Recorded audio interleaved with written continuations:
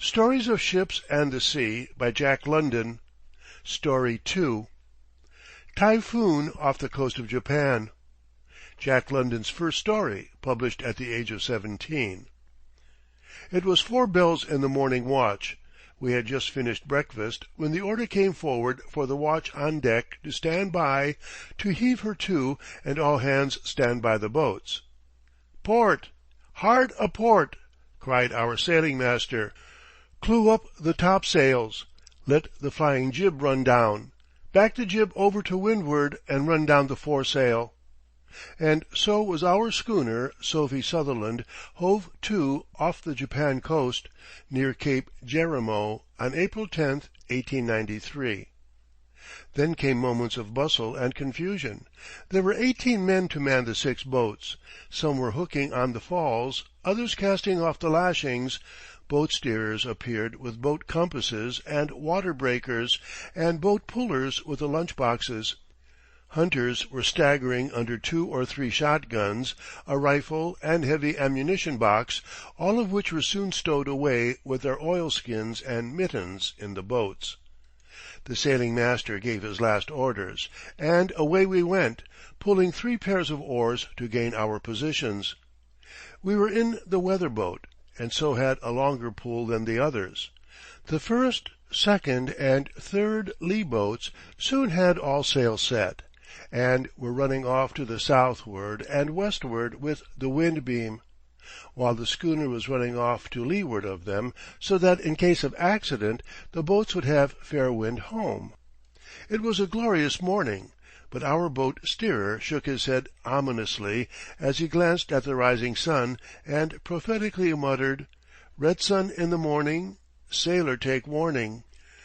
The sun had an angry look, and a few light, fleecy niggerheads in that quarter seemed abashed and frightened, and soon disappeared. Away off to the northward Cape Jerimo reared its black, forbidding head like some huge monster rising from the deep. The winter's snow, not yet entirely dissipated by the sun, covered it in patches of glistening white, over which the light wind swept on its way out to sea. Huge gulls rose slowly, fluttering their wings in the light breeze, and striking their webbed feet on the surface of the water for over half a mile before they could leave it. Hardly had the patter died away when a flock of sea quail rose, and with whistling wings flew away to windward, where members of a large band of whales were disporting themselves, their blowings sounding like the exhaust of steam engines. The harsh, discordant cries of a sea parrot grated unpleasantly on the ear, and set half a dozen alert in a small band of seals that were ahead of us. Away they went, breaching and jumping entirely out of water. A seagull, with slow, deliberate flight and long, majestic curves, circled round us, and as a reminder of home, a little English sparrow perched impudently on the forecastle head, and, cocking his head on one side, chirped merrily. The boats were soon among the seals, and the bang, bang of the guns could be heard from down to leeward.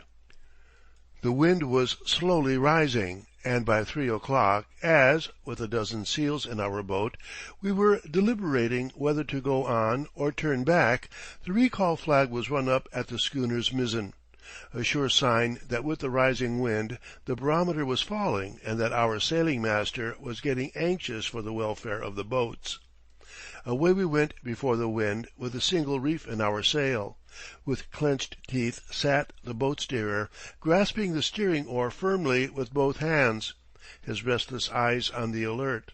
A glance at the schooner ahead as we rose on a sea, another at the main sheet, and then one astern where the dark ripple of the wind on the water told him of a coming puff or a large whitecap that threatened to overwhelm us. The waves were holding high carnival, performing the strangest antics, as with wild glee they danced along in fierce pursuit, now up, now down, here, there, and everywhere, until some great sea of liquid green with its milk-white crest of foam rose from the ocean's throbbing bosom and drove the others from view. But only for a moment, for again under new forms they reappeared. In the sun's path they wandered, where every ripple, great or small, every little spit or spray looked like molten silver, where the water lost its dark green color and became a dazzling, silvery flood, only to vanish and become a wild waste of sullen turbulence, each dark foreboding sea rising and breaking, then rolling on again. The dash, the sparkle, the silvery light soon vanished with the sun, which became obscured by black clouds that were rolling swiftly in from the west, northwest, apt heralds of the coming storm. We soon reached the schooner and found ourselves the last aboard. In a few minutes the seals were skinned, boats and decks washed, and we were down below by the roaring forecastle fire, with a wash, change of clothes, and a hot, substantial supper before us. Sail had been put on the schooner, as we had a run of 75 miles to make to the southward before morning, so as to get in the midst of the seals, out of which we had strayed during the last 2 days' hunting. We had the first watch from 8 to midnight. The wind was soon blowing half a gale, and our sailing master expected little sleep that night as he paced up and down the poop. The topsails were soon clewed up and made fast, then the flying jib run down and furled. Quite a sea was rolling by this time, occasionally breaking over the decks, flooding them and threatening to smash the boats.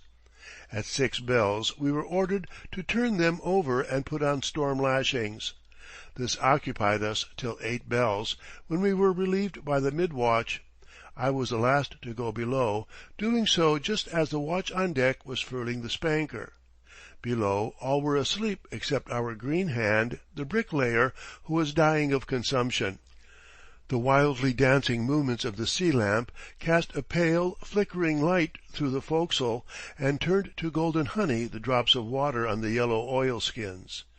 In all the corners dark shadows seemed to come and go, while up in the eyes of her, beyond the pawl bitts, descending from deck to deck, where they seemed to lurk like some dragon at the cavern's mouth, it was dark as Erebus. Now and again the light seemed to penetrate for a moment as the schooner rolled heavier than usual, only to recede, leaving it darker and blacker than before. The roar of the wind through the rigging came to the ear muffled, like the distant rumble of a train crossing a trestle, or the surf on the beach, while the loud crash of the seas on her weather bow seemed almost to rend the beams and planking asunder as it resounded through the forecastle.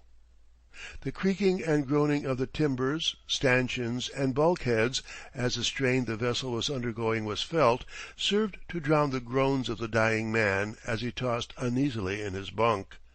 The working of the foremast against the deck beams caused a shower of flaky powder to fall, and sent another sound mingling with the tumultuous storm.